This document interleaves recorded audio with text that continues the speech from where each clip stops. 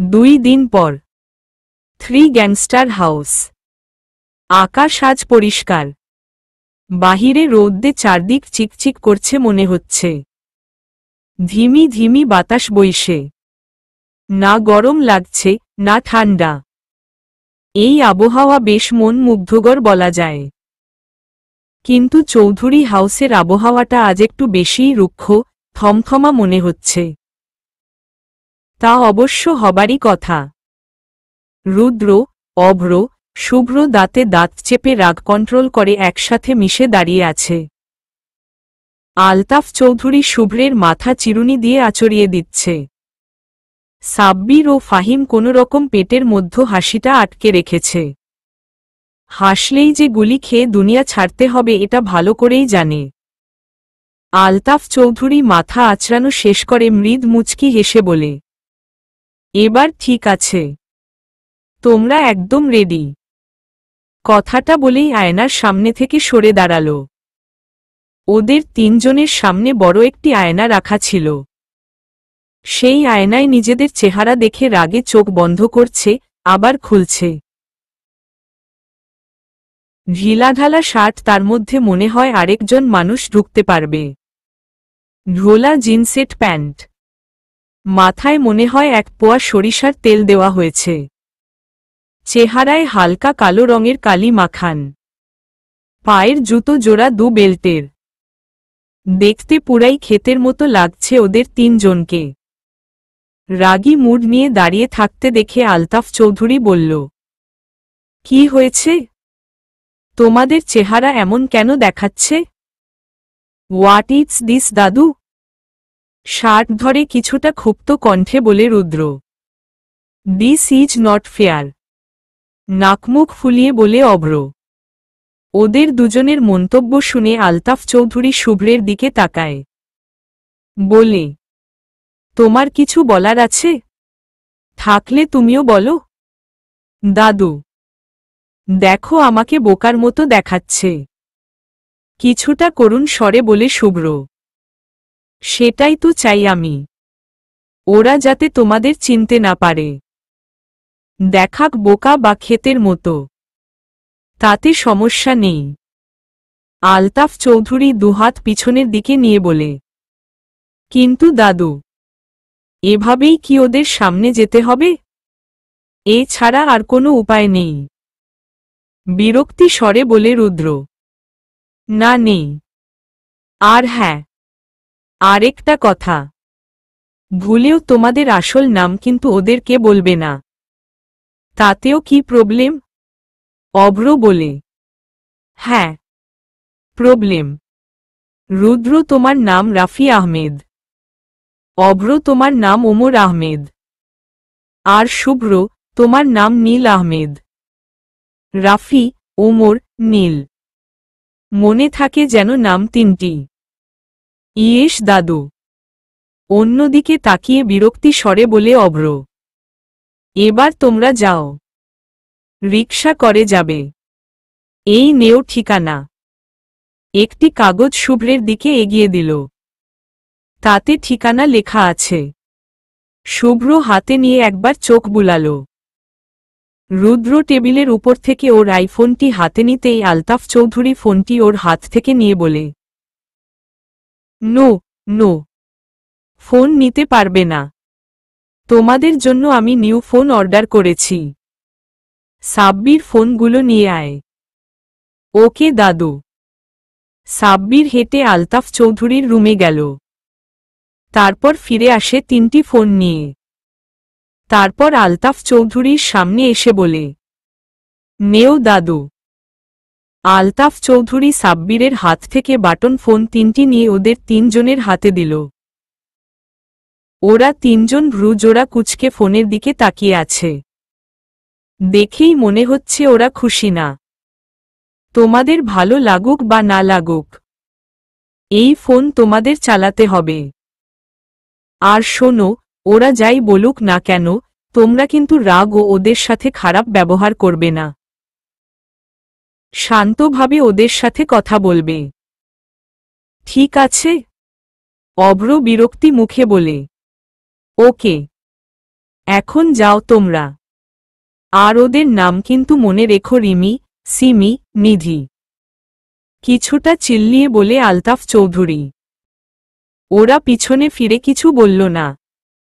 বাড়ি থেকে বেরিয়ে গেল। বাড়ি থেকে বের হয়ে কিছু দূর হাঁটার পর লোকজন ওদের দিকে তাকিয়ে মুখ চেপে হাসছে। যেটা দেখে ওরা বুঝতে পেরেও শান্ত হয়ে দাঁতে দাঁত চেপে নিজেদের রাগ কন্ট্রোল করছে। ওরা তিনজন তিনটি রিকশায় ওঠে দাদুর দেওয়া ঠিকানায় যেতে লাগল।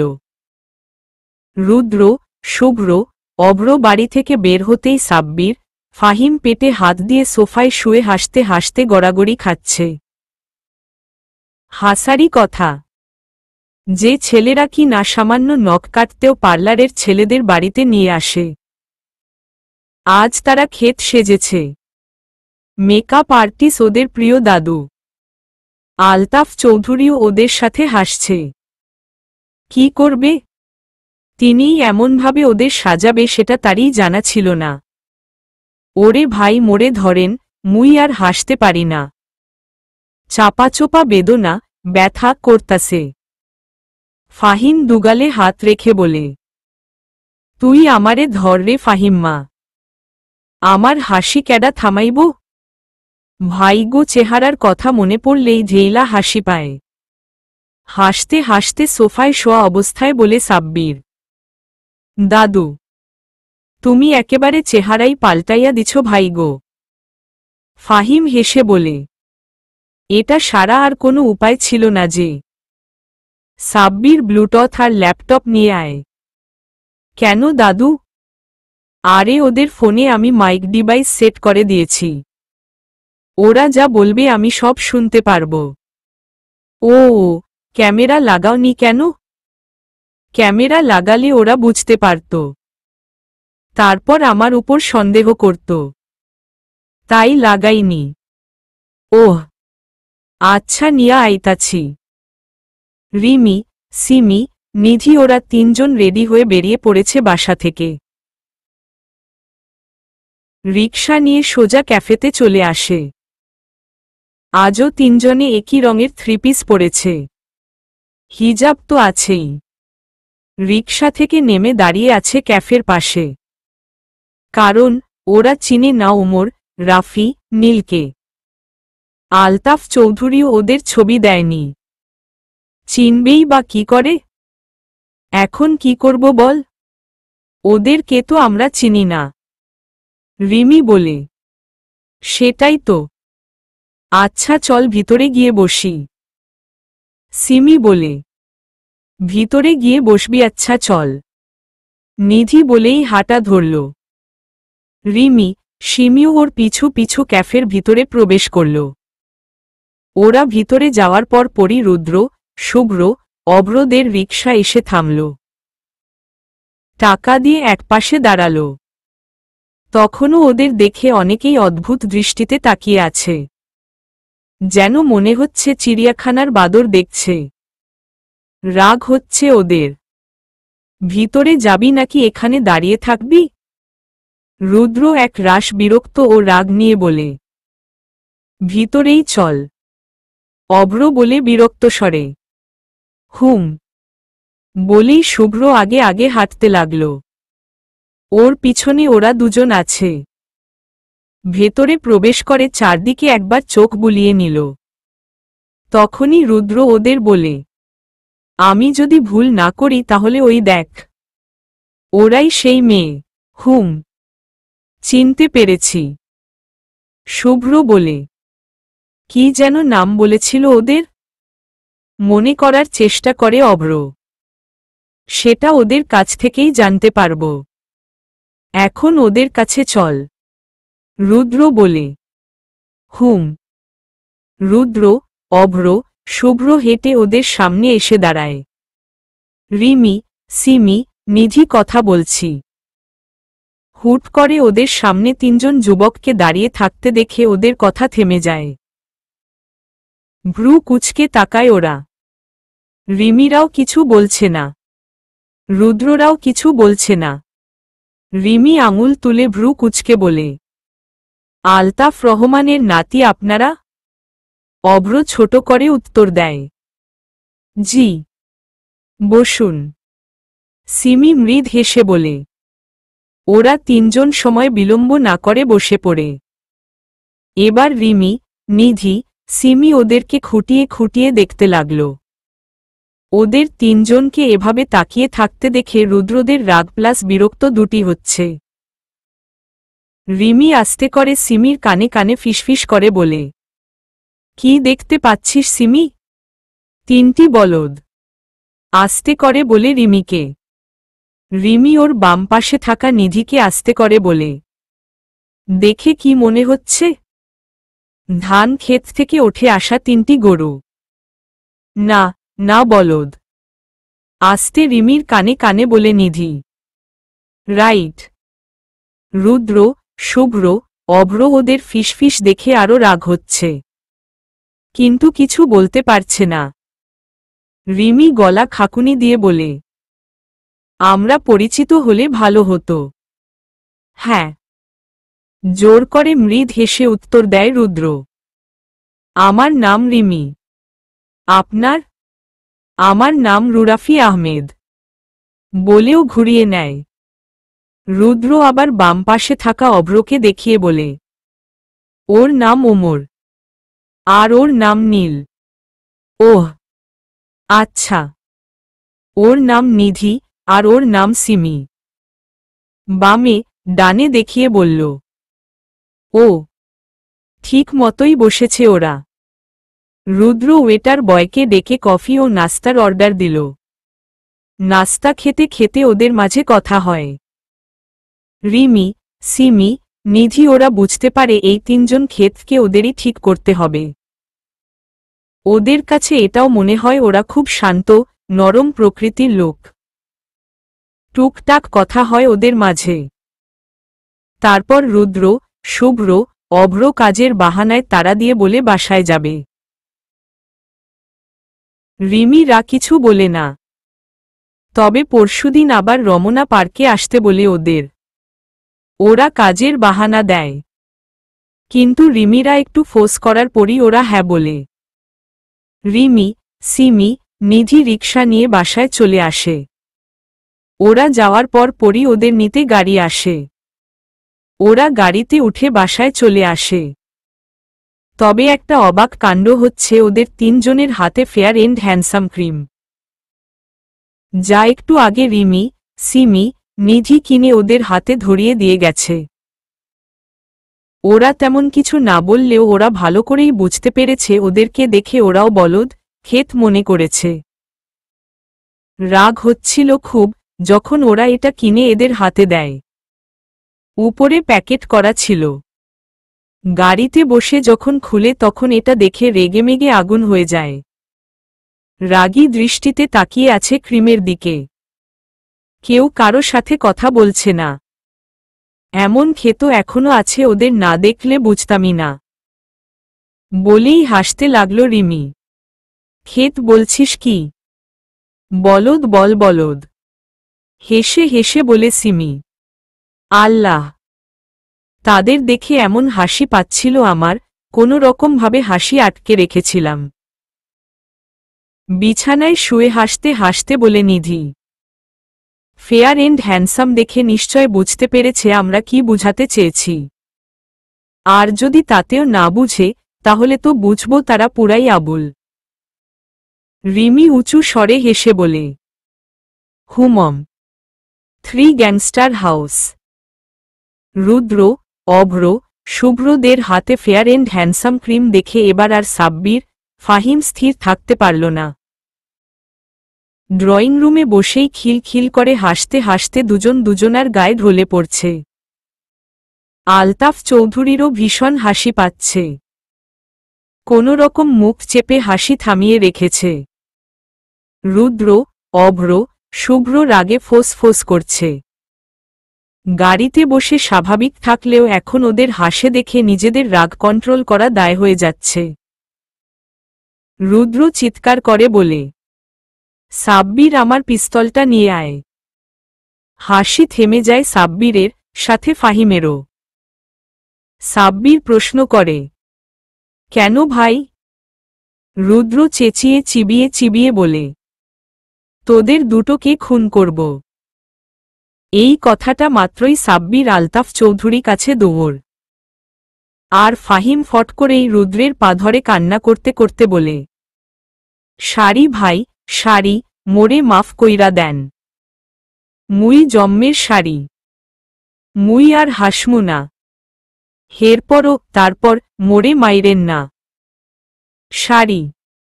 অভ্র ভ্রু কুচকে জিজ্ঞেস করে, হ ভাই সারি। ফাহিম নাক টেনে বলে। সাব্বির তখনই ফট করেই বলে ওঠে, গাধা, ওটা সারি না সরি হবে। রুদ্র, শুভ্র, অভ্র এটা শুনেই ফিক করে হেসে দিল। রাগ গেল উধাও হয়ে। ফাহিম বোকা হয়ে আছে। আলতাফ চৌধুরীও হাসতে লাগল। রুদ্র হেসে হেসে ফাহিমকে বলে, পা ছাড়, ওঠ না, আগে কন সারি মানছেন। ফাহিম রুদ্রের পা আরেকটু জোরে ধরে বলে, হ্যাঁ, তোর সারি মেনে নিলাম। এবার পা ছাড়। এক গাল হেসে বলে রুদ্র। ফাহিমও এক গাল হেসে পা ছেড়ে দেয়। আলতাফ চৌধুরী ওদের তিনজনকে প্রশ্ন করে, ওদেরকে কেমন লাগলো তোমাদের কাছে? সেই উত্তর আমার কাছে নেই। কথাটা বলেই বসা থেকে উঠে দাঁড়ায় রুদ্র। তারপর উপরে যেতে লাগল। আমার কাছেও নেই দাদু, গম্ভীর কণ্ঠে বলে অভ্র চলে যেতে লাগল। সেম দাদু।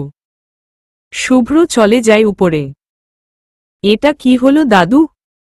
সাব্বির বলে। বুঝবি না তুই বোকা। বাঁকা হেসে বলে আলতাফ চৌধুরী। রাতে রিমি ওই নীল বলদটাকে একটি কল দেব? সিমি ফোন হাতে নিয়ে বলে, তোর ইচ্ছা। আমি কি জানি? রিমি দু কাঁধ উঁচু করে বলে, একটা মিস কল দেই ওই ওমর বলদটাকে।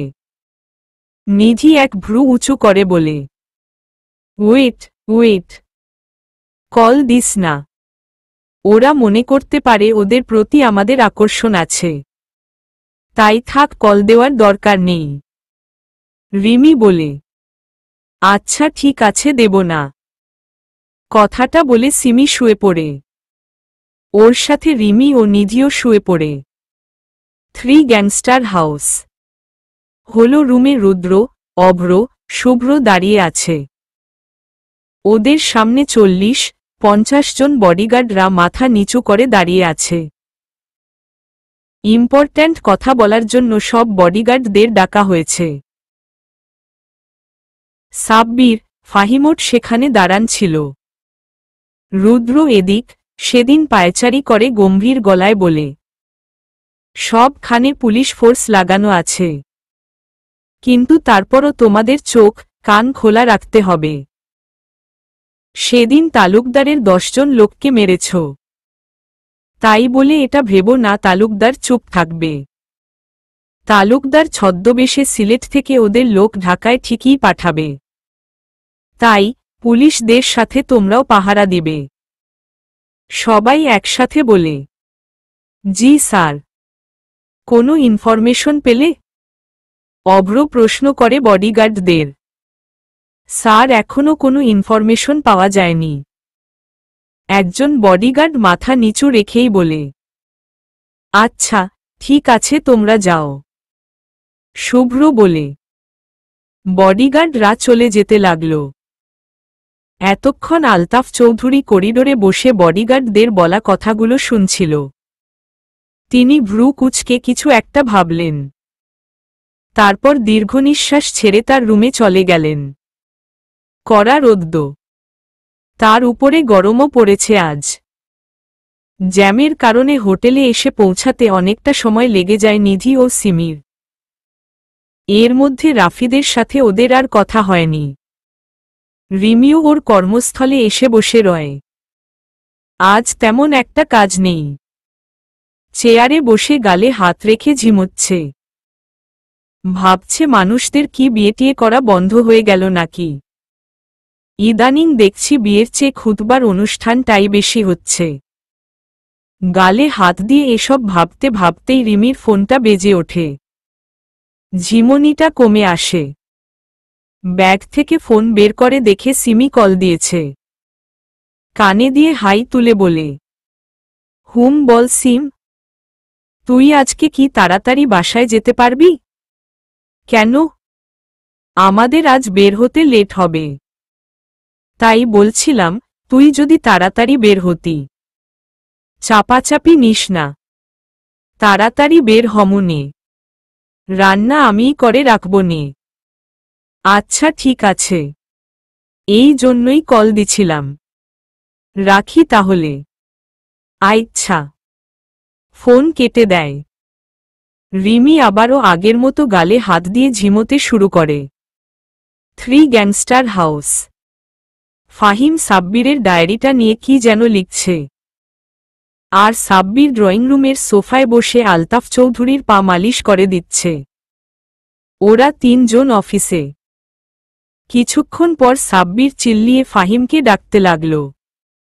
ফাহিম রুমে বসেই হা জবাব দিয়ে আবার আকিবকিতে মন দেয়।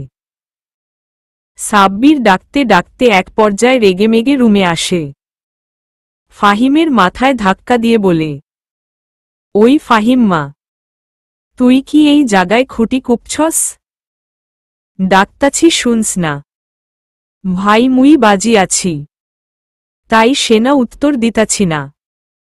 সাব্বির চোখজোড়া ছোট ছোট করে বলে, বাজি? পরক্ষণেই মাথা এদিক সেদিন দুলিয়ে বলে, বাজি না রে, বিজি, বিজি হবে। ওই বিজি আর বাজি একই। এক না গাধা। ভাই মোরে ডিস্টার্বিং কইরেন না। আঁকতে দেন। সাব্বির সরু রাগ দেখিয়ে বলে, ওই তুই ইংলিশ কবি না? ক্যা? ডিস্টার্বিং কি? হ্যাঁ, ওটা ডিস্টার্ব হবে। ওই একই। তুমি এখন যাও ভাই, মোরে আঁকতে দেও।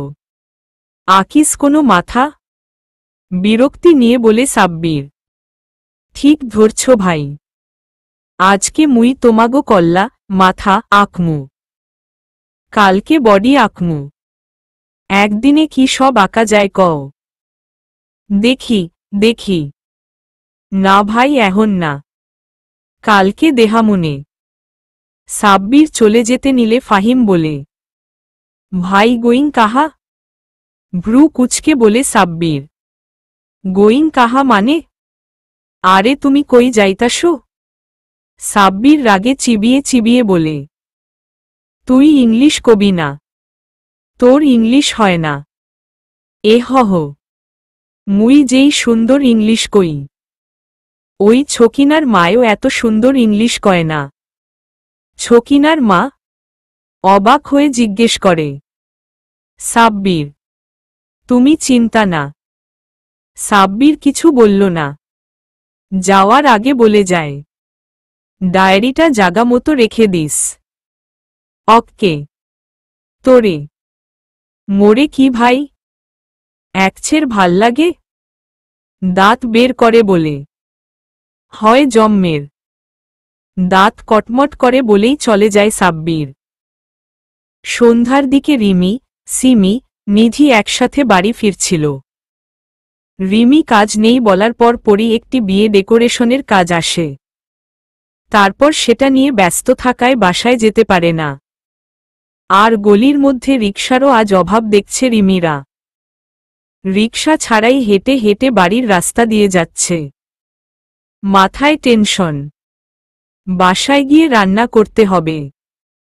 3 জনই একই সাথে পা চালিয়ে হাঁটছে। হঠাৎই কোথা থেকে একজন লোক হুড়মুড় করে ওদের 3 জনার মাঝখান দিয়ে ঢুকে পায়ের সামনে লুটিয়ে পড়ে। চমকে ওঠে ওরা, দূরে সরে যায়। লোকটির ক্ষতবিক্ষত অবস্থায়। চেহারার অনেক অংশ কেটেই রক্ত বের হচ্ছে। রিমি, সিমি, নিধি লোকটির কাছ থেকে কিছুটা দূরে দাঁড়িয়ে আছে। চোখে মুখে বিস্ময়। লোকটির এই অবস্থা কে করল? কেনই বা লোকটিকে এভাবে মেরেছে? ভাবছে ওরা 3 জন। লোকটি মাটিতে শুয়ে জোরে জোরে নিঃশ্বাস নিচ্ছিল। ওদের দিকে পিটপিট করে তাকিয়ে হাত বাড়িয়ে কিছু একটা বলতে লাগল। আর তখনই লম্বা মোটাসোটা তিনজন কালো পোশাক পরা লোক এসে লোকটির সামনে দাঁড়ায়। লোকটি তাদের তিনজনকে দেখেই আঁতকে ওঠে। চেহারায় স্পষ্ট ভয় দেখতে পাচ্ছে লোকটির।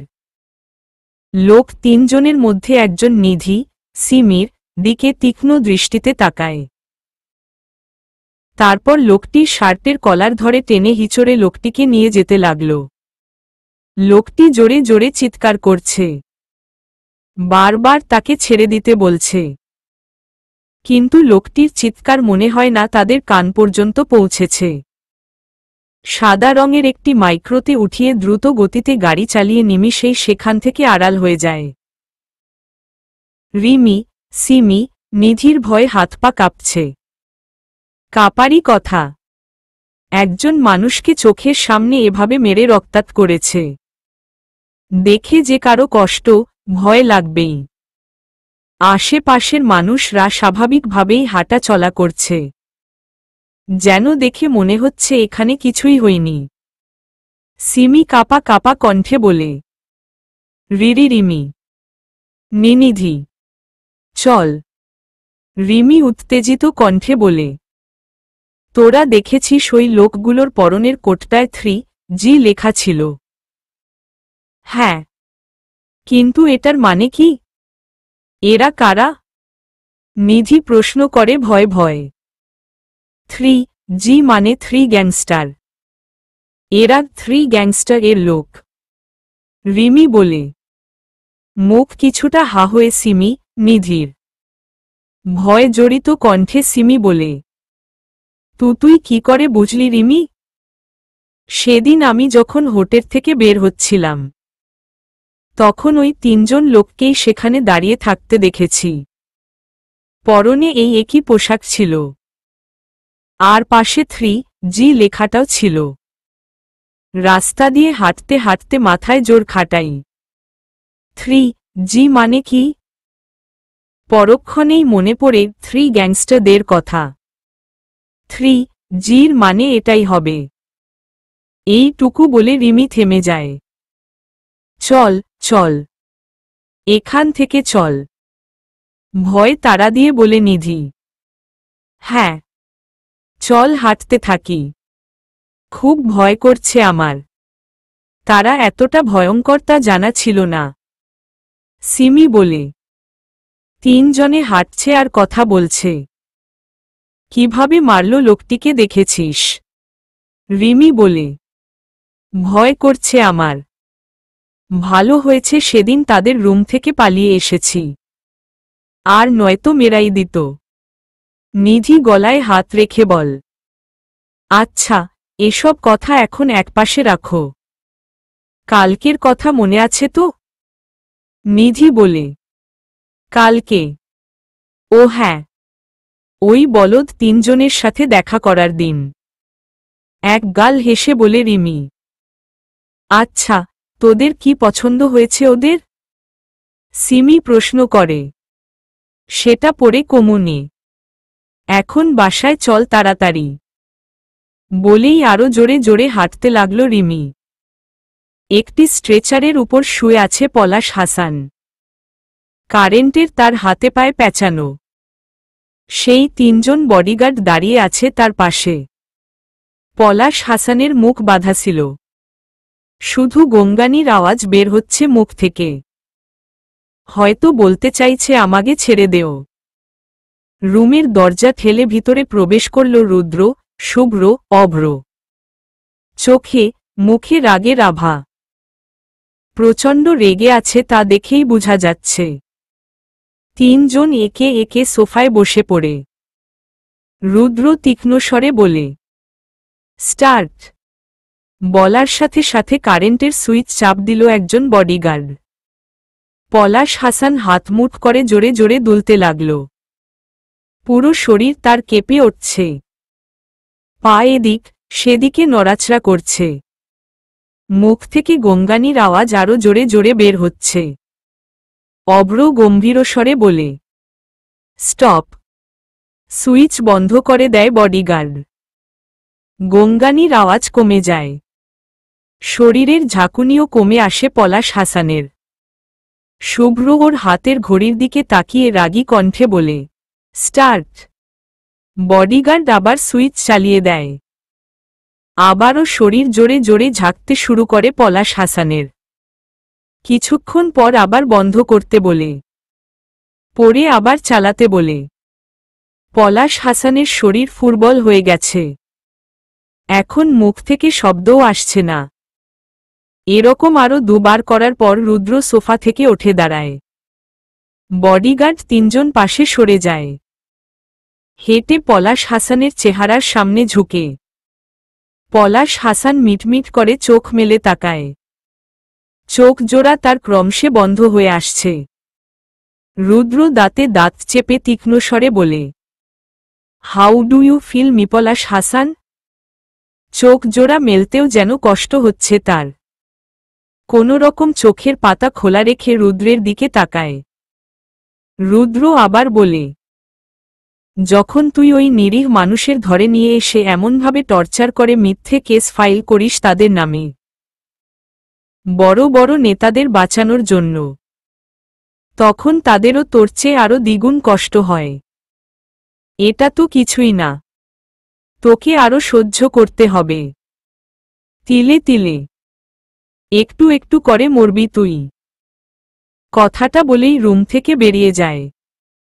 অভ্র বেরিয়ে যাওয়ার আগে বলে যায়, ক্যারি অন। আগের মতো কারেন্টের শর্ট দিতে শুরু করে বডিগার্ডরা। 3 gangster house. Altaf Chowdhury Sabbir drawing রুমে বসে আছে।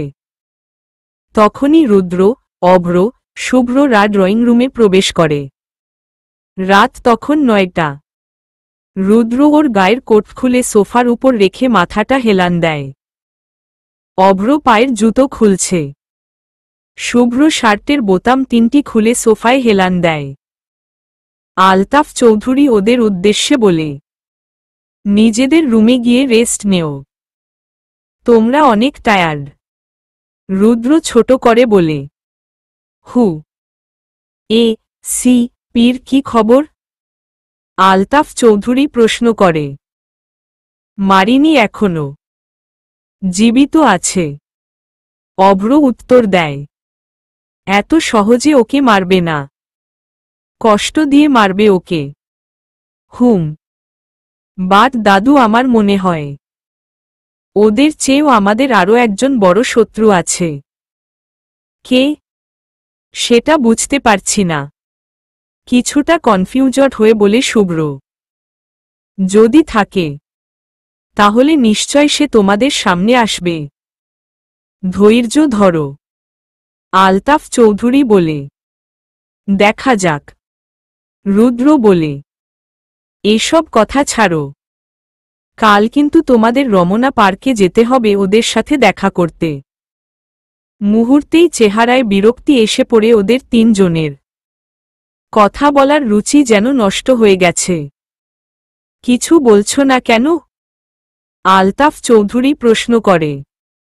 আমার কিছু বলার নেই, বলেই চলে যায় রুদ্র। আমারও। শুভ্র বলে সোফা থেকে উঠে দাঁড়ায়। সেম। অভ্র চলে আসে ওর রুমে। সাব্বির দাঁত কেলিয়ে বলে, ভাইরা মনে হয় নিধি, সিম, ডিম গো পছন্দ করেনি। আমি বলি কি তাদেরকে বাদ দিয়ে অন্য মাইয়া দেখো দাদু। চুপ শালা। হাতের লাঠিটা দিয়ে সাব্বিরকে খোঁচা দিয়ে বলে, ওকে দুলা ভাই। বলেই সাব্বির হেসে দেয়। আলতাফ চৌধুরীও হাসে। তখনই ফাহিম ড্রয়িং রুমে এসে তাদের হাসি দেখে বলে, ভাই হাসো ক্যা? কি হইছে? মোরে কও। হি হি হিকমু না। বলেই ভাটালি হাসি দিয়ে চলে যায় সাব্বির। ফাহিম বেকুব হয়ে যায়। রুদ্র শাওয়ার সেরে আয়নার সামনে এসে দাঁড়ায়। আয়নায় চোখ পড়তেই তখনই ওর চোখের সামনে সেদিনের রিমিকে দেখার দৃশ্য চোখে ভেসে ওঠে। আরও মনে পড়ে সেদিনের সেই ক্যাফেতে কথা বলার দৃশ্য। আনমনে হেসে দেয়। অভ্র মাথার চুল ভেজাগুলো হাত দিয়ে নাড়ছিল। বিছানায় বসতেই নিধির কথা মনে পড়ে। কিভাবে সেদিন ওকে বোকা বানালো, তাও আবার তেলাপোকার কথা বলে। মুখে হাসি ফুটে ওঠে অভ্রের। হেয়ার ড্রাই মেশিন দিয়ে চুল শুকাচ্ছিল শুভ্র। মেশিনটা রেখে চুলে হাত দিয়ে নাড়াচাড়া করতেই সিমির কথা মনে পড়ে। ওয়াশরুম থেকে বেরিয়ে হঠাৎ চোখ পড়ে ড্রেসিং টেবিলের দিকে। একটি মেয়ে মুড নিয়ে দাঁড়িয়ে আছে আয়নার সামনে। শুভ্র এটা দেখে ধীরে পায়ে ওর পিছনে এসে দাঁড়ায়। তখনও মেয়েটির খেয়াল ছিল না ওর পিছনে কেউ আছে। পিছনে ঘুরতেই ওর সাথে ধাক্কা লাগে। তখনকার মেয়েটির চেহারার কথা মনে পড়তেই হেসে দেয় শুভ্র। বিছানা ঠিক করে শুয়ে শুয়ে কথা বলছে তিন বান্ধবী। কথা বলার এক পর্যায়ে ওরা ঘুমিয়ে যায়। সকালে একসাথে কাজে বের হয়। তারপর ৩টের দিকে রমনা পার্কের উদ্দেশ্যে বেরিয়ে পড়ে। দুপুরের খাবার বাহিরে খেয়ে নেয়। বাসায় গিয়ে পার্কে আসতে দেরি হবে বিধায় সেখান থেকেই রওনা হয়। পার্কে ঢুকতেই দেখে বটগাছের নিচে ওমর, রাফি, নীল দাঁড়িয়ে আছে। সেই একই গেটআপে। দেখ বলদ, ৩টি এসে পড়েছে। রিমি আঙুল দিয়ে দেখিয়ে বলে।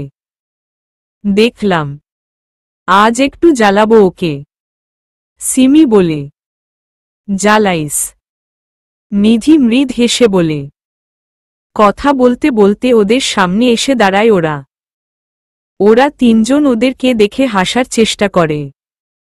রিমি তখন রাফির উদ্দেশ্যে বলে, আপনি আসুন আমার সাথে। রাফি প্রশ্ন করে, কোথায় যাব? বিয়ে করতে। মানে? ভ্রু কুঁচকে প্রশ্ন করে রাফি। আসুন বলছি। কিছুটা ধমকের স্বরে বলেই রিমি হাঁটা ধরল। রাফিও ওর পিছু পিছু হাঁটতে লাগল। সিমি মেকি হেসে বলে, আপনিও আসুন আমার সাথে। ওমর কোথায় বলতে গিয়েও থেমে বলে, চলুন। ওরা চলে যায় নিধিদের কাছ থেকে একটু দূরে। নিধি বলে, আমি কোথাও যাব না, চলুন এখানেই বসি আমরা। নীল মৃদু হেসে গাছের নিচে নিধির থেকে ৩ হাত দূরে বসে। এটা দেখে নিধির রাগ হয়। বলে, আচ্ছা আপনি আমাকে চিনেন?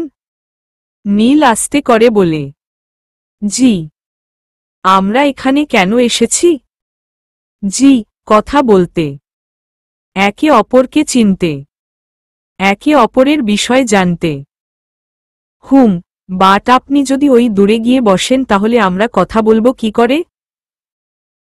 চিল্লিয়ে চিল্লিয়ে, কিছুটা রাগী কণ্ঠে বলে।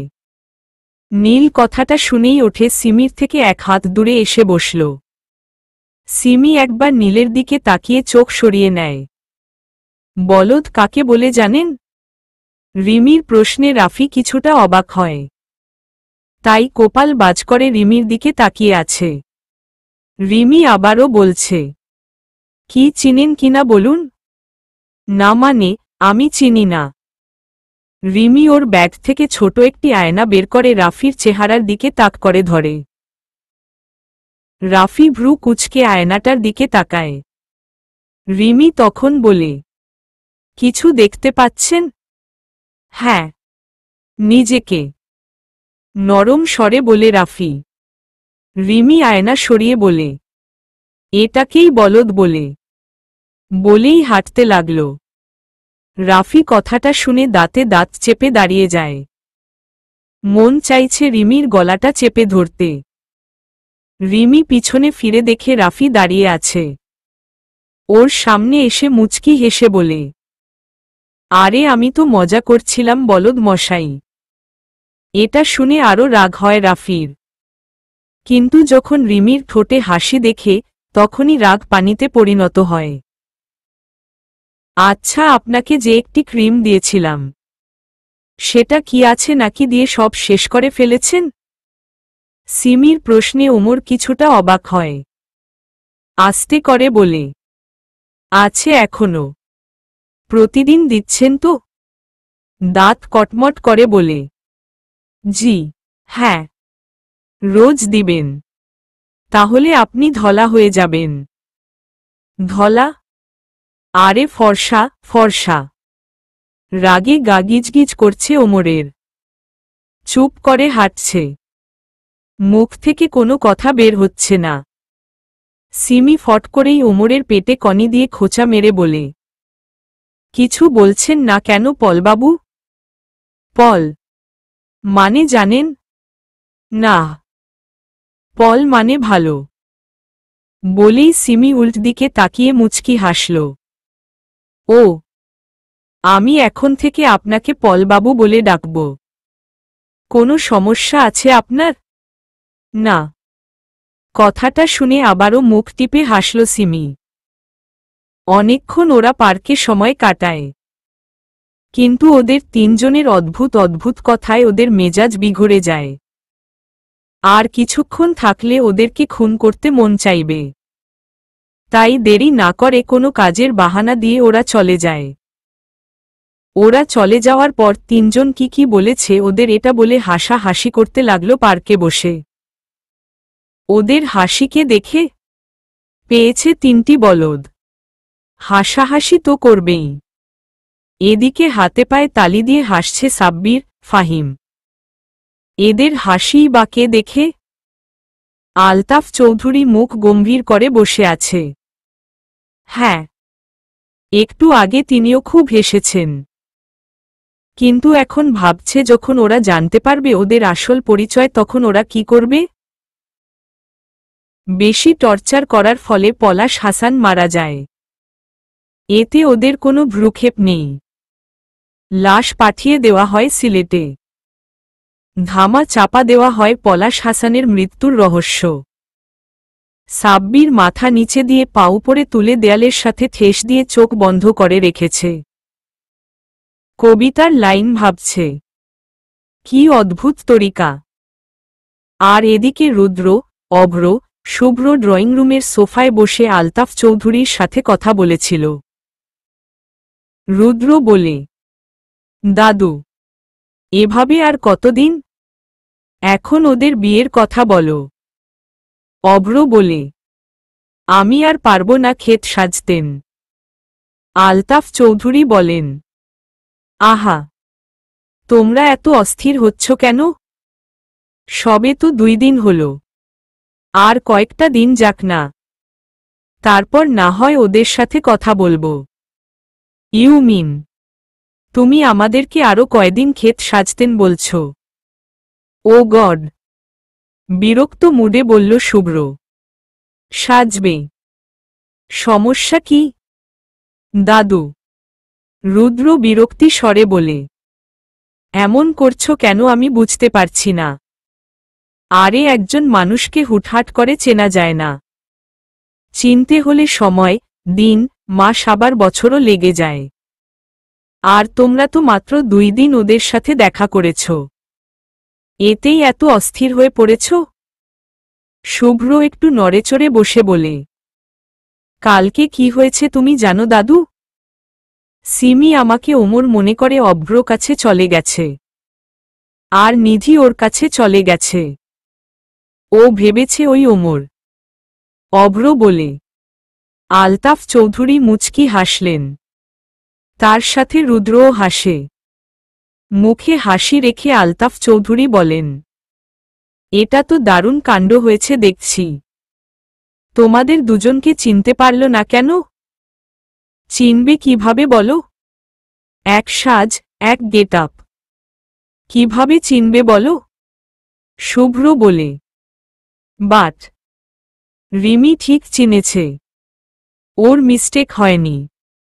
রুদ্র মুচকি হেসে বলে, হ্যাঁ, দাদু রুদ্রকে রিমি চিনতে পেরেছে।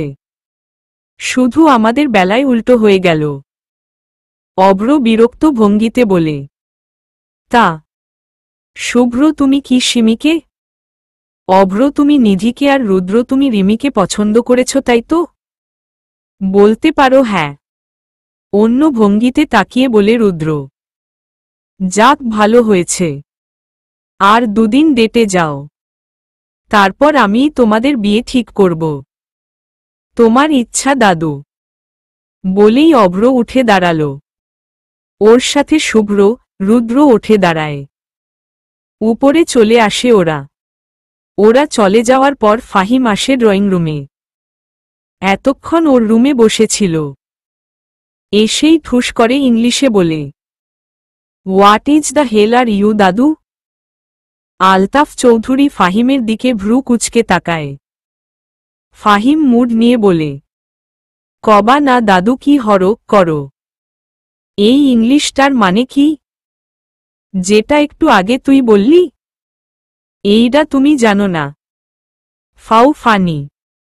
ভাব দেখিয়ে এক হাত সামনে জাগিয়ে বলে ফাহিম। হারামজাদা। ফাউ ফানি না হাউ ফানি হবে। আর একটু আগে যেই ইংলিশটা বললি না, ওটা হোয়াট আর ইউ ডুইং হবে। ওই হইল আর কি? ওই হইল আর কি বললে হবে না হারামজাদা। ইংলিশ ঠিক করে বলবি, আর নয়তো বলার দরকার নেই। ওয়া কও কি দাদু? মই ইংলিশ কমু। মোরে না হরবা, করবা না।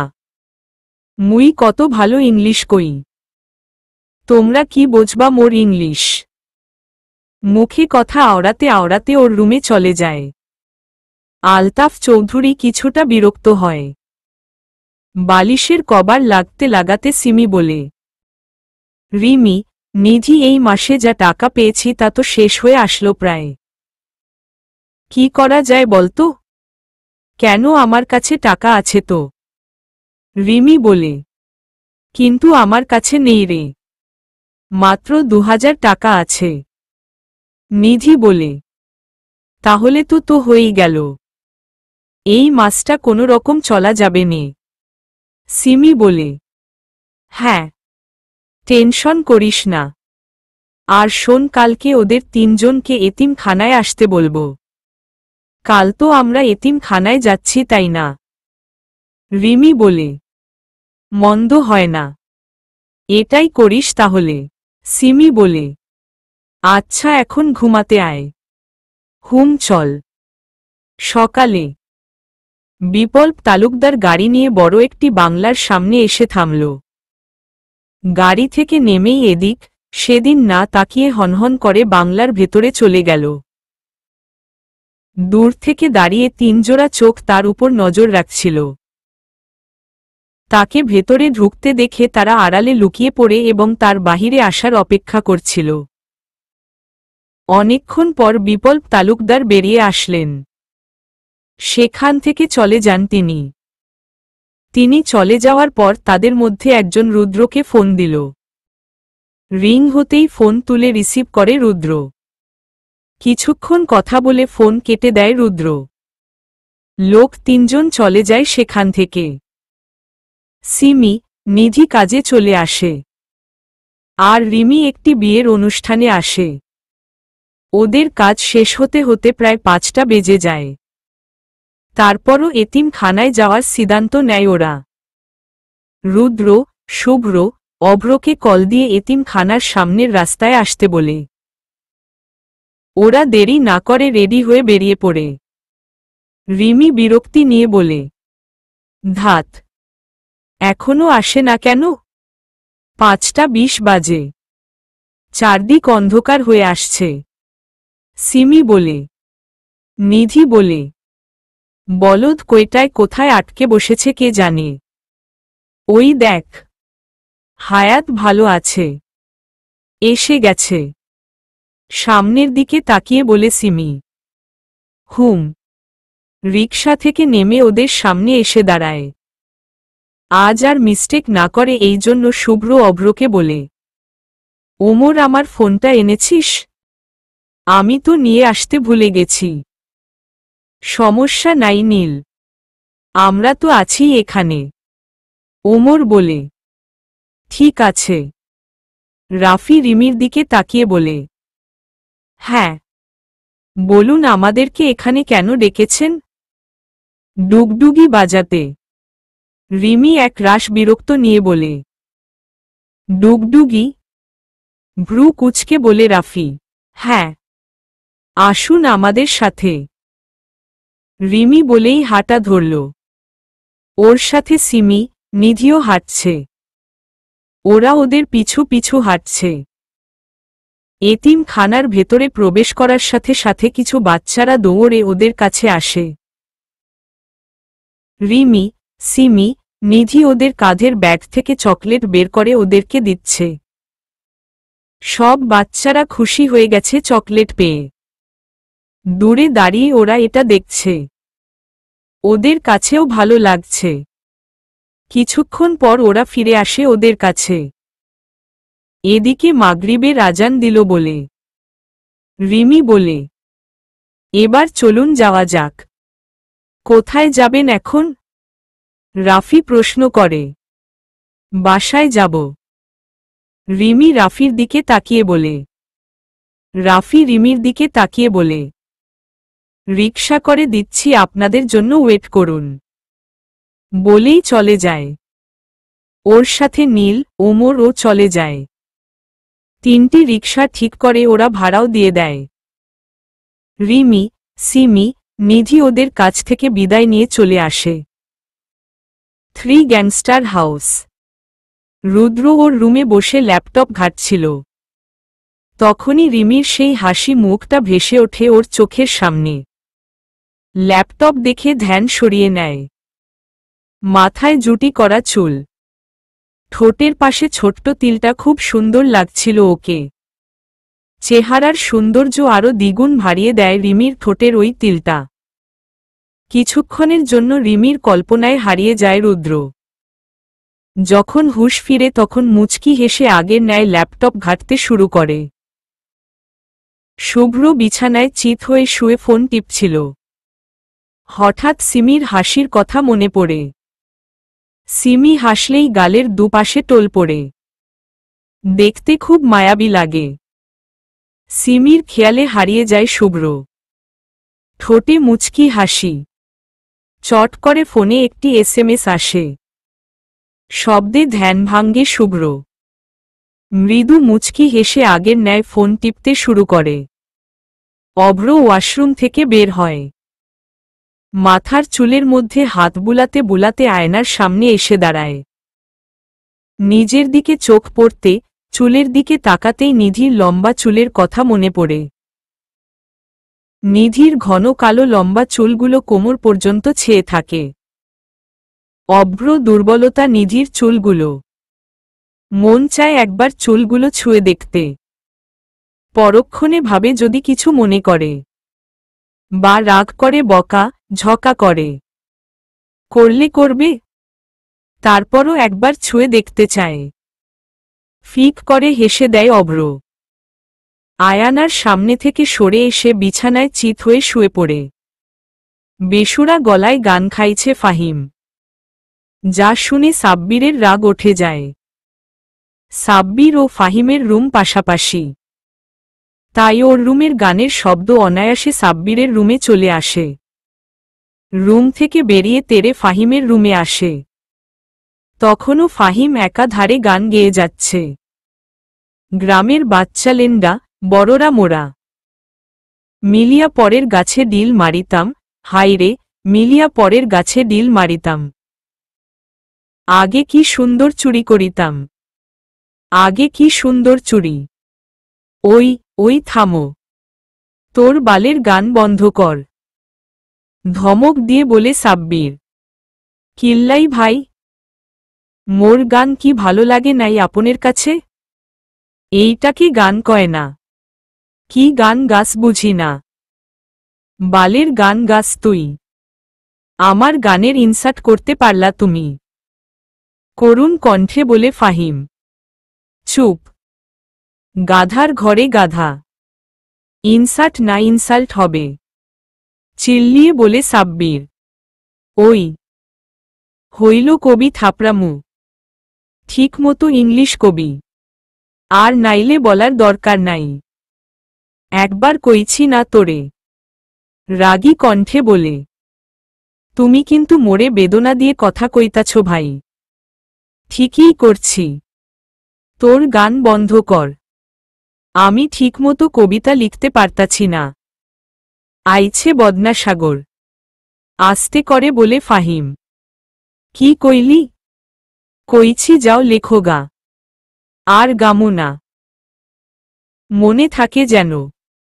বলেই রুম থেকে বেরিয়ে যায় সাব্বির। ঠিকমতো গানও গাইতেও পারি না। ধুত। ফাহিম বিরক্তি নিয়ে বলে। পরাপর আরও 3 দিন রিমিদের সাথে মিট করে রুদ্ররা। রিমি, সিমি, নিধি ওদের মধ্যে তেমন কোনো খারাপই দেখেনি। না বুঝতে পেরেছে ওরা গ্যাংস্টার। রিমি, সিমি, নিধিদের কাছে ওদের 3 জনকে ভালো লাগে। ওরা ওদের 3 জনকে অনেকভাবেই জ্বালিয়েছিল। But Rudra, Shubhra, Avro care করেনি। এই দিক থেকে ওদের আরও বেশি ভালো লাগে। আজকে আলতাফ চৌধুরী সাব্বির ও ফাহিমকে নিয়ে ওদের সাথে সেই আগের ক্যাফেতে আসে রিমিদের সাথে কথা বলতে। আলতাফ চৌধুরী চুপচাপ বসে আছে। সাব্বির, ফাহিম আজ অন্য টেবিলে বসেছে। রিমি, সিমি, নিধিও মুখে তালা মেরে বসে আছে। নীরবতা বিরাজ করতে ওদের মাঝে। রিমি নীরবতা ভেঙ্গে বলল, দাদু, এভাবে চুপ থাকবে নাকি কিছু বলবে? আলতাফ চৌধুরী হালকা কাশি দিয়ে বলে, না মানে আমি বলছিলাম কি, তোমাদের কথা অনুযায়ী আমার নাতিদের সাথে তো অনেক দিন সময় কাটালে। এখন যদি বিয়ের তারিখটা ঠিক করি, তাহলে কি তোমাদের সমস্যা হবে? সাব্বির মনে মনে মুখ বাঁকিয়ে বলে, ছ্যা, পছন্দ হইছে কিনা না জিগাইয়া বিয়ের কথা বলতাছে বড়ই। ওহো, তার আগে একটা কথা বলো, আমার নাতিদের কি তোমাদের পছন্দ হয়েছে? আলতাফ চৌধুরী প্রশ্ন করলেন। রিমি, নিধি, সিমি চুপ করে আছেন। পছন্দ না হওয়ার কোনো কারণ ওদের কাছে নেই। খ্যাত, সেটা ঠিক আছে, বাট তা ছাড়া আর কোনো খারাপ দিক নেই ওদের। এমনেতেও ওদের মতো এতিম মেয়েকে তার নাতি বউ বানাবে, এটাই অনেক বড়। কি হলো, কথা বলছো না যে? আমি কি হ্যাঁ ধরে নিব? নিন দাদু। মাথা নত করে উত্তর দেয় রিমি। আলহামদুলিল্লাহ। তাহলে বিয়ের তারিখটা ঠিক করে ফেলি? কি বলো? খুশি মুডে বলেন আলতাফ চৌধুরী। আপনার ইচ্ছা দাদু, আমাদের কিছু বলার নেই। সিমি মৃদ কণ্ঠে বলে, ঠিক আছে, এই মাসের 5 তারিখে তোমাদের বিয়ে হবে। তার আগের দিন গায়ে হলুদ। বিয়ের সব খরচ আমার। তোমাদের 1 টাকাও খরচ করার দরকার নেই। বিয়েতে তো অনেক খরচ হবে। এত টাকা কোথায় পাবেন দাদু? কিছুটা অবাক কণ্ঠে প্রশ্ন করল নিধি। এটা নিয়ে টেনশন করিও না, তোমরা শুধু বিয়ের জন্য প্রস্তুত থেকো ব্যাস। জি। আরও অনেকক্ষণ কথা হয় তাদের মাঝে। তারপর ওরা বাসায় চলে আসে। 3 জনের মনের মধ্যে অদ্ভুত এক ফিলিংস কাজ করছে। ভাবতেও পারেনি ওদের বিয়ে হবে। ভেবেছে সারা জীবন এভাবেই খেটে খুয়াটে খেতে হবে। বাসায় যাওয়ার আগে দোকান থেকে 3 প্যাকেট বিরিয়ানি নিয়ে যায়। আজ রাঁধতে পারবে না, শরীর খুব ক্লান্ত ওদের, তাই। 3 গ্যাংস্টার হাউস। ফাহিম আজ প্রচুর খুশি। ভাইদের বিয়ে ঠিক হয়েছে। খুশি তো হবারই কথা। সাব্বির মোটামুটি খুশি। ড্রয়িং রুমে বসে আলতাফ চৌধুরী রুদ্রদের সাথে বিয়ের ব্যাপারে কথা বলছিল। ঠিক তখনই ফাহিন একটা তোয়ালে মাথায় ঘোমটা দিয়ে গান গাইতে গাইতে ড্রয়িং রুমে যেতে লাগল। বিয়া সাজনি সাজো কন্যা লোবিয়া সাজনি সাজো। ওই খাড়া, এটা কোনো ধরনের গান? সাব্বির মুখ বাঁকিয়ে প্রশ্ন করে। এটা বিয়ার গান ভাই, বিয়ার গান। পছন্দ হয় নাই? আরেকটা গামু। ফয়েট। আজ ময়নার গায়ে হলুদ, কাল ময়নার বিয়া। বউ সাইজা যাইনো ময়না। থামো থামো, গান খাওয়া দরকার নেই তোর। ফয়েট করো না ভাই, গানটা তো শেষ করতে দিল না। রুদ্র, শুভ্র, অভ্র একসাথে ভ্রু কুঁচকে বলে, ফয়েট। সাব্বির কপালে হাত রেখে বলে, ওরে ভাই, আপনারা বুঝের নাই। ফাহিম্মা ওয়েট কইতে চাইছিল, ফয়েট কইয়া হালাইছে। রুদ্র, শুভ্র, অভ্র একজন আরেকজনের দিকে তাকিয়ে হু হু করে হেসে দিল। আলতাফ চৌধুরীও হাসছে। সাব্বির কপাল কুঁচকে ফাহিমের দিকে তাকায়। রুদ্র হেসে হেসে বলে, রিয়েলি ইংলিশটা ভালোই হয়েছে। হ্যাঁ, ফয়েট বলেই হাসতে লাগল অভ্র। ফাহিম দাঁত কেলিয়ে বলে, ভাই আপনারা মজা পাইছেন? ইস, শুনে ফাহিম আরো খুশি হয়। আলতাফ চৌধুরী বলেন, এখন শোন, হাতে বেশি সময় নেই। রুদ্র, অভ্র, শুভ্রদের শেরওয়ানি আর রিমি, সিমি, নিধিদের লেহেঙ্গা বানাতে দিতে হবে। দাদু এই দায়িত্ব আমি নেই, তুমি চিন্তা কইরো না। ঠিক আছে, কিন্তু এক রঙের বানাবি ওকে। ওকে দাদু। দাদু, মোরে কোনো দায়িত্ব দিবা না? ফাহিম বলে, তোকে কি দায়িত্ব দিব? তোর কিছু করার দরকার নেই। ওয়া কও কি দাদু? মোরো তো ভাই। তুমি এই কথা কও কেমনে? মাইন্ড করিস না, কাজ করার জন্য অনেক মানুষ আছে। তুই শুধু সবকিছু ঠিকঠাক আছে কিনা সেটা দেখবি। আচ্ছা দাদু। রুদ্র বলে, দাদু, বিয়ে হবে কোথায়? আমাদের এই বাসায়? না, এই বাসায় বিয়ে হলে ওরা বুঝে যাবে। সিমি, নিধি যেই হোটেলে কাজ করে, সেই হোটেলে বিয়ে হবে। ওদের কি বলবে? বলবো হোটেলের ম্যানেজার আমাদের 3টি বিয়ের উপলক্ষে কিছু টাকা ছাড় দিচ্ছে। আর ম্যানেজার সহ সবাইকে বলে দিতে হবে যে আমরা গ্যাংস্টার এই ব্যাপারটা লুকিয়ে রাখতে।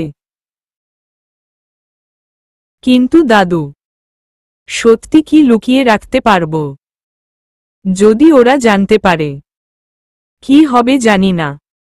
অভ্র বলে, সেটাই তো ভাবছি। বাট লুকাতে তো হবেই, এছাড়া উপায় নেই। আলতাফ চৌধুরী চিন্তিত স্বরে বলে। রুদ্র, অভ্র, শুভ্র কিছুটা চিন্তিত হয়। রিমি খুশি মুডে বলে, আমার একদিক থেকে খুবই ভালো লাগছে।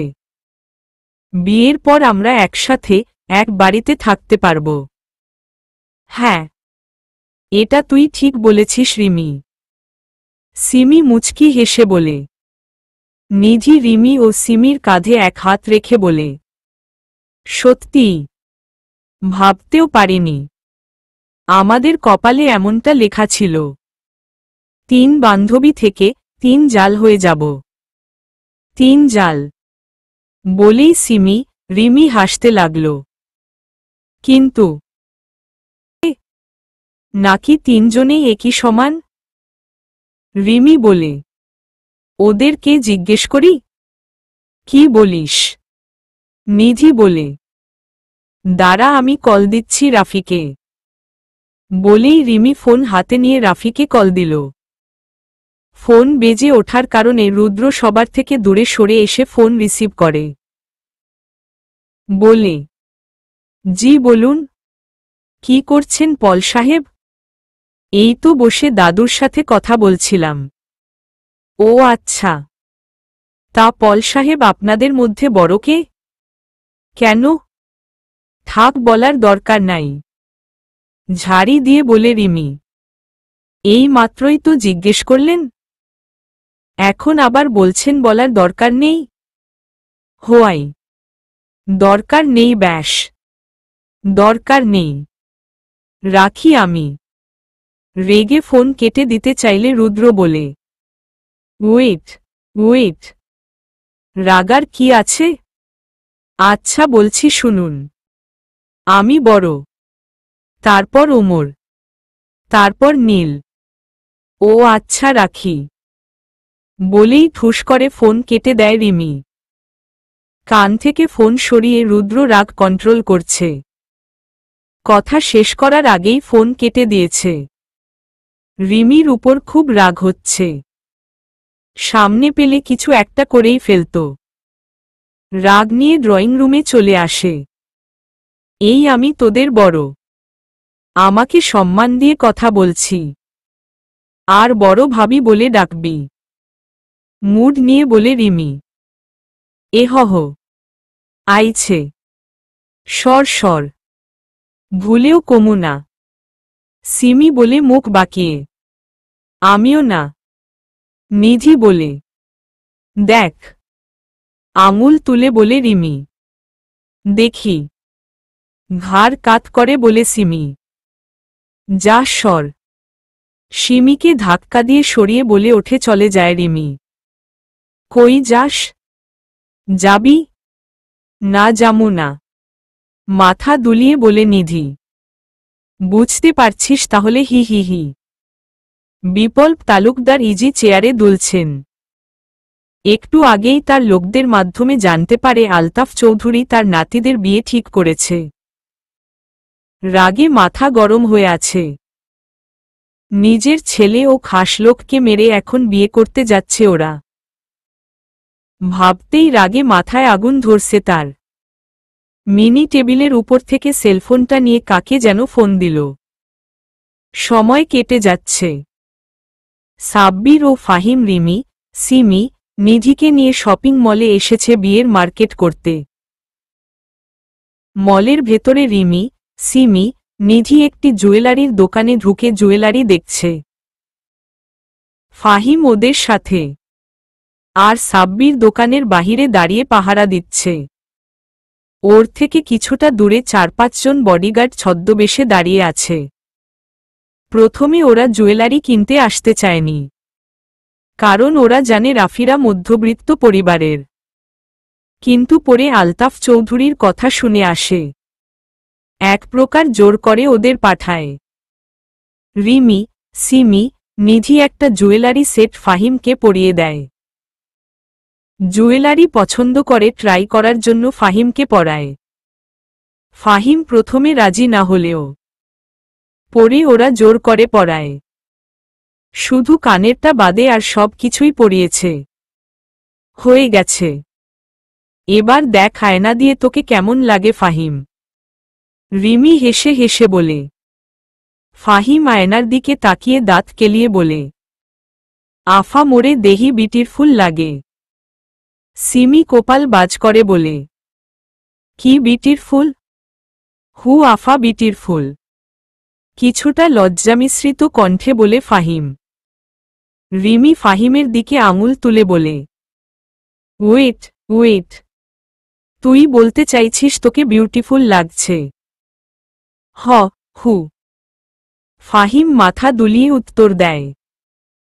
একজন আরেক জানার মুখের দিকে তাকিয়ে হাসতে হাসতে আরেক জানার গায়ের উপর পড়ছে। বিউটিফুলকে বিটিরফুল বানিয়ে দিয়েছে ফাহিম। নিধি হাসির এক পর্যায়ে বলে। সত্যিই তোকে বিটিরফুল লাগছে ফাহিম। এটা শুনে আরও হাসতে ওরা। সেখানের স্টাফরাও মুখ টিপে হাসছে। এমনে হাসেন ক্যা? মুই কি কইছি? তুই বিউটিফুলের জাগায় বিটিরফুল বলে। বাকিটা বলার আগেই হাসতে লাগল নিধি। ফাহিম করুণ চোখে তাকায় ওদের দিকে। বাহিরে দাঁড়িয়ে সাব্বির ভেতর থেকে ওদের হাসাহাসি শুনে ভেতরে এসে বলে। কি ব্যাপার? আপনারা এমন করে হাসতাছেন ক্যা? ফাহিম্মা তুই এগুলা পড়ছস কেন খোল? সিমি হাসি থামিয়ে বলে। ফাহিম বিউটিফুল না বলে বিটিরফুল বলেছে এটা শুনে। কথাটা শুনেই সাব্বির স্লো মোশনে ঘাড় ঘুরিয়ে ফাহিমের দিকে তাকায়। ফাহিম জোর করে হাসার চেষ্টা করছে। চেহারায় রাগ দেখতে পাচ্ছে ফাহিম। এতবার নিষেধ করার পরও ইংলিশোর বলাই লাগবে, এটা মনে করে রাগ হচ্ছে খুব। সাব্বির টেনে টেনে ফাহিমকে পরানো জুয়েলারিগুলো খুলতে লাগল। ফাহিম মাথা নত করে দাঁড়িয়ে আছে। সাব্বির ফাহিমকে নিয়ে বাহিরে চলে আসে। রিমি, সিমি, নিধির জুয়েলারি পছন্দ হয়েছে। সিমি ওঠে দাঁড়িয়ে গেটের পাশের ডিসপ্লেতে সাজানো জুয়েলারি দেখতে লাগল। হঠাৎ ওর চোখ যায় বাহিরে। সেদিনের সেই বডিওয়ালা লোকগুলোর সাথে কথা বলছে সাব্বির। লোকগুলোকে ওর চিনতে অসুবিধা হয়নি। সিমি ওদের দিকে তাকিয়ে আছে। ওই লোকটার সাথে সাব্বিরের কি সম্পর্ক? সাব্বির কেন ওই লোকটির সাথে কথা বলছে? মনে মনে বলে সিমি। সাব্বির কথা বলা শেষ করেই জুয়েলারি দোকানে ঢুকতে নিলে সিমি অন্যদিকে ঘুরে দাঁড়ায়। সাব্বিরকে বুঝতে দেয় না। সাব্বির রিমি, নিধির সামনে এসে বলে, আপনাদের কি জুয়েলারি পছন্দ হয়েছে? আমাদের যে বাসায় ফিরতে হবে। পছন্দ হয়ে গেছে, রিমি বলে। তাহলে চলুন, আপনাদের বাসায় পৌঁছে দেই। কিন্তু এগুলো পরে এসে নিয়ে যাব। আচ্ছা চল। সিমি সাব্বিরের দিকে সন্দেহ চোখে তাকিয়ে আছে। সাব্বিরকে প্রশ্ন করতে গিয়েও থেমে যায় সিমি।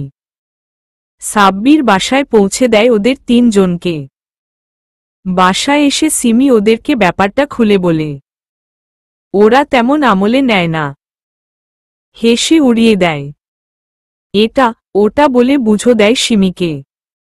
সিমিও মাথা থেকে জেরে ফেলে। আস্তে আস্তে বিয়ের দিন ঘনিয়ে এলো। আজ ওদের গায়ে হলুদ। ওরা জানে এদের বিয়ে হোটেলে হবে, তাতে ওদের কোনো আপত্তি নেই। 405 নাম্বার রুমে বসে পার্লারের মেয়েরা ওদের সাজাচ্ছে। একটু পর ওদের গায়ে হলুদ। রুদ্র, শুভ্র, অভ্র 400 নাম্বার রুমে আছে। ওরাও তৈরি হচ্ছে।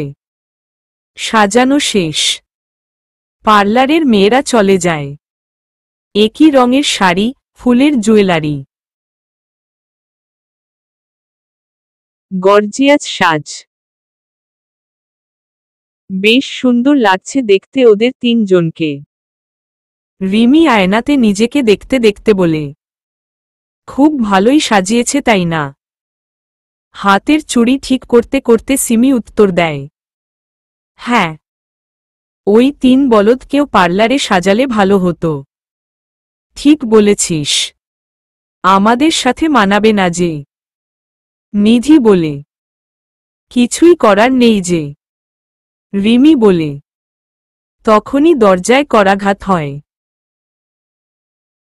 সিমি বলে, কলিং বেল থাকতে দরজা ধাক্কাচ্ছে কে?